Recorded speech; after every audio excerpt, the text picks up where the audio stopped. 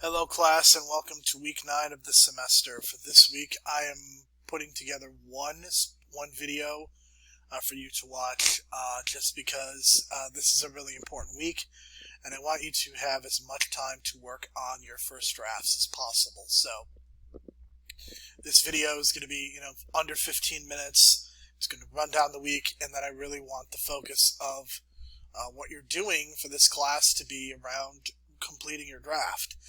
By the beginning of week 9, you should be done with your research for now. If you're still researching, then that is a bit of a problem, because at this point, you need to be drafting, okay?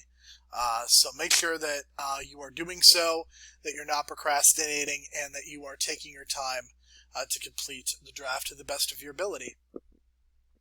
So I consider this to be one of the most important weeks of the semester. In some ways, for me, the first draft is almost more important than the final draft, not as far as the percentage of your overall grade, but because of the importance that the first draft means for me and the level of feedback that I am giving to each student. Okay? So the rubric and the 3 student examples have been posted. Make sure to have the rubric and assignment sheet next to you while you draft.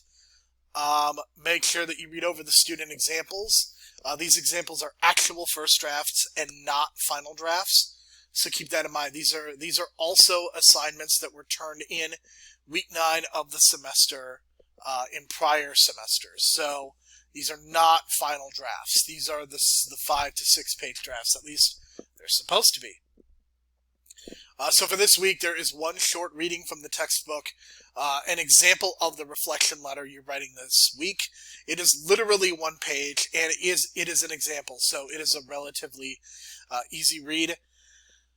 And I included this bullet point not because I'm trying to scare anyone, but because I want to make this a point of emphasis to say that no student who has failed to turn in a first draft of the essay has passed the course in my experience teaching this class. So that's something that you need to be mindful of, that you need to be careful of, that in order to do your best, in order to really have success in this course, you do need to turn in a first draft, and it needs to be the best possible draft it can be. And again, I'm not expecting the first draft to be perfect. I know there are going to be flaws. I know your argument's not going to totally be there yet, and that is totally fine. But when it comes to week 9 of the semester, I want to see that you have a solid 6 pages to write. And if you have done the research and you have your 5 to 6 sources, this should not be a problem. And of course, you should also be looking at the feedback that I provided on the early drafts as well to help you as you prepare the official first draft. Okay, so the discussion board is about the 3 student examples. You are synthesizing the positive and negative attributes using the rubric as a guide. Keep in mind the journal entry is due on Sunday, not Thursday of the week. It is a reflection about your process for the first draft. Logically, you must complete the draft before turning this in. For the discussion board, the initial post is due on Tuesday like usual, but the 2 response posts are due on Thursday, just so everything is not due on Sunday and you're scrambling and trying to put things together. And again, I don't want you to procrastinate, so that's why I moved that. And you'll see it reflected in the next slide. Also, a first draft of the researched argument will be due on Sunday of this week. So, your week 9 discussion board, you are looking again at researched argument student examples. In the 9th discussion of the semester, you will reflect and respond to them.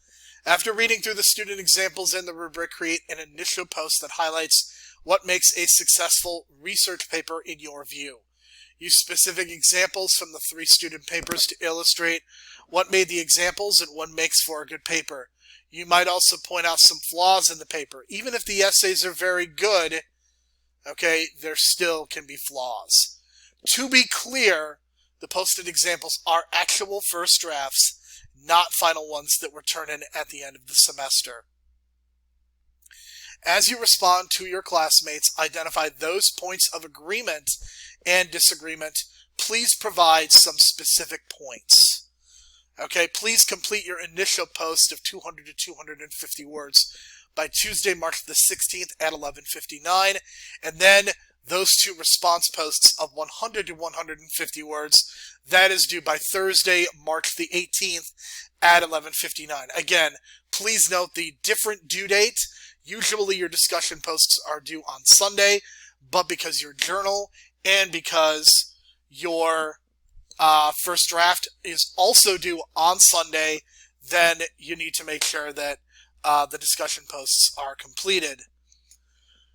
For the journal entry, week 9, again, take a look at the example of a reflection letter on page 177. You will write a letter similar to that one. Here are some questions to answer as you write the letter. Please format like a letter and not answering questions. How do you feel about your topic? How do you feel about your overall process while working on this first draft? Think about what do you think went well? What are the strengths of your paper?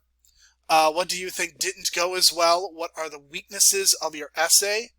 What do you think needs to be added to the final draft? How do you plan on being able to add 2 to 3 sources and have an 8 to 10 page essay by the end of the semester? So you are going to be reflecting on your first draft process. Okay, so please post your assignment by Sunday, March 21st at 11:59 p.m.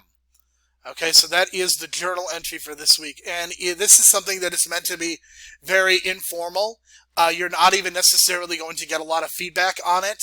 I will provide some general feedback in an email, but basically I will read through these journal entries, grade them, and that is it.